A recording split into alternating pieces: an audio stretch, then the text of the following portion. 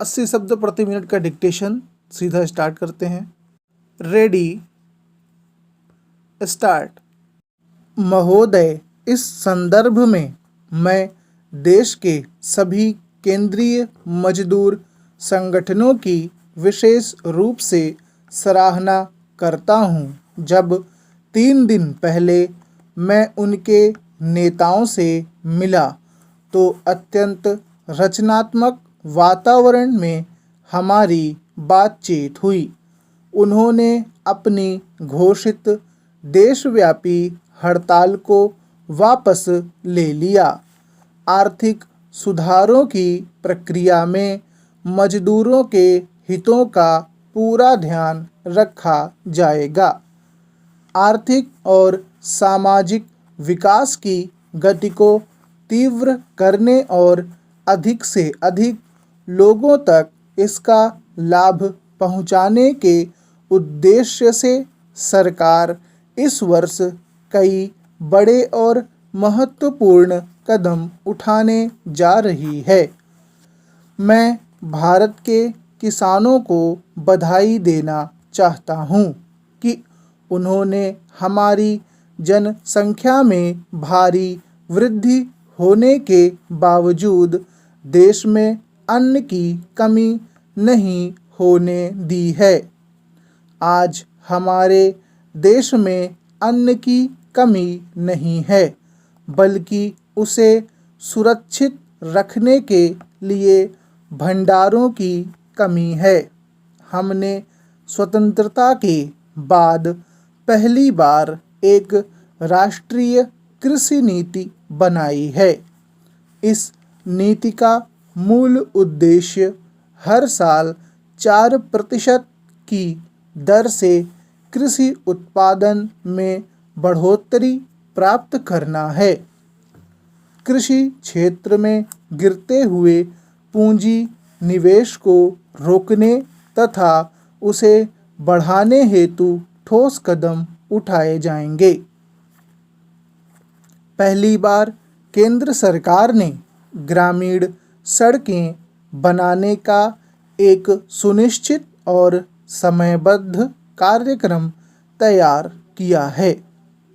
100% केंद्रीय अनुदान द्वारा प्रधानमंत्री ग्राम सड़क योजना के अंतर्गत अगले 3 सालों के अंदर 1000 से ज़्यादा आबादी के सभी गांवों को पक्की 12मासी सड़कों से जोड़ा जाएगा।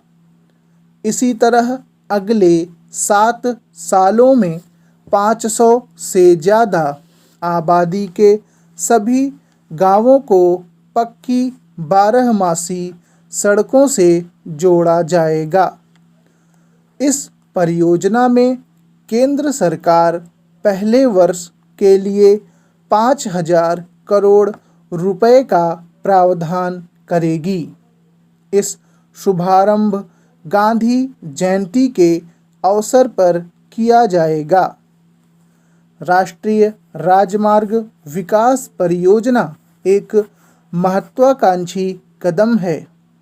दिल्ली, मुंबई, कोलकाता, चेन्नई को जोड़ने वाले महामार्गों का सन 2003 से पहले एक चतुर्भुज सा दृश्य देखने को मिलेगा।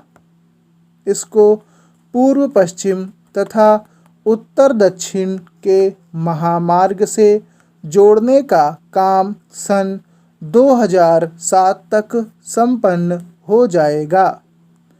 खादी, ग्रामोद्योग, कुटीर उद्योग और छोटे उद्योग भारतीय अर्थव्यवस्था की रीढ़ हैं। हम चाहते हैं कि इन क्षेत्रों को भी आर्थिक सुधारों का लाभ मिले। इसी माह 30 तारीख को छोटे और कुटीर उद्योगों का एक राष्ट्रीय सम्मेलन होने जा रहा है, जिसमें सरकार के अनेक महत्वपूर्ण निर्णयों की घोषणा की जाएगी। सभापति महोदय, पिछले लगभग 2.5 घंटे से हम राष्ट्रपति महोदय के अभिभाषण पर सत्ता पक्ष के 2 माननीय सदस्यों के भाषण सुन रहे थे। 2 घंटे का समय काफ़ी लंबा होता है। मैं आशा करता था कि वर्तमान सरकार भले ही ख्यालों की दुनिया में रहती हो, मगर हमारे सत्ता पक्ष के सदस्य, जिन्हें कुछ ही महीनों में हमारे साथ जनता के द्वार पर जाकर दस्तक देनी है, थोड़ा यथार्थ के धरातल पर खड़े होकर अपनी बात कहेंगे। लेकिन ऐसा नहीं हुआ।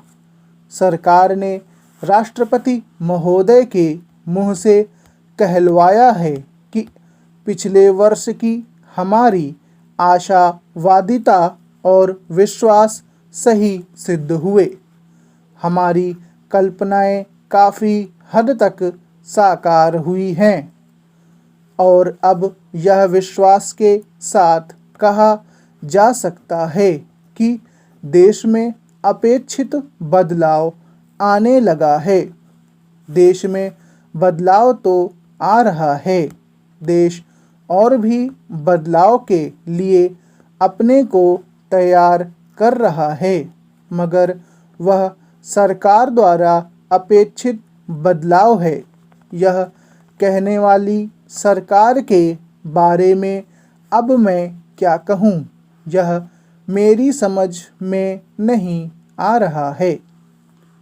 राष्ट्रपति महोदय ने अपने अभिभाषण में इस बात का उल्लेख किया है कि प्रदेशों में चुनाव हुए थे और उन्होंने इस बात पर प्रसन्नता प्रकट की है कि चुनाव शांतिपूर्ण वातावरण में हुए। लेकिन उन चुनाव परिणामों से सरकार क्या नतीजे निकाल रही है? सत्ता पक्ष ने कौन से निष्कर्ष निकाले हैं? इसका संकेत न तो राष्ट्रपति महोदय के अभिभाषण में है, जो सरकार द्वारा लिखा गया एक प्रबंध है, और न अभी जो हमारे मित्र बोले इतने लंबे भाषण किए उनके भाषणों में भी कोई संकेत आए। एक के बाद एक प्रदेश ने सत्ता पक्ष को क्यों अस्वीकार कर दिया? कर्नाटक और महाराष्ट्र कांग्रेस के गढ़ समझे जाते थे। प्रधानमंत्री आंध्र प्रदेश से आते हैं। संसद में कांग्रेस का बहुमत जब 4 साल पहले सरकार बनी तो दक्षिण के प्रदेशों से आए हुए संसद सदस्यों के बल पर बनी, जो अल्पमत में आए थे। बाद में वे किस तरह से बहुमत में परिवर्तित हो गए, मैं उसमें जाना नहीं चाहता। लेकिन एक के बाद एक प्रदेश का चले जाना, क्या इसके पीछे मतदाता कोई इशारा नहीं दे रहा है? क्या मतदाता सत्ता पक्ष से कुछ कहना नहीं चाहता?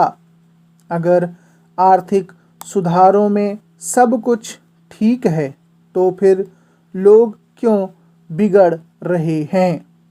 सत्ता पक्ष से क्यों दूर जा रहे हैं? फिर सत्ता में यह चर्चा क्यों चल रही है? सभापति महोदय, हमें आर्थिक सुधारों को मानवीय चेहरा पहनाना होगा। तो अभी तक कौन सा चेहरा था? मानवीय चेहरे का अभिप्राय क्या है? तो क्या नीतियों में कोई दोष था या कार्यान्वयन में गलतियां हुईं? स्टॉप। दोस्तों अगर आप लोग को डिक्टेशन पसंद आया हो तो प्लीज़ लाइक बटन पर क्लिक करना मत भूलिएगा। अगर आप नए हैं तो चैनल को सब्सक्राइब कर लीजिए।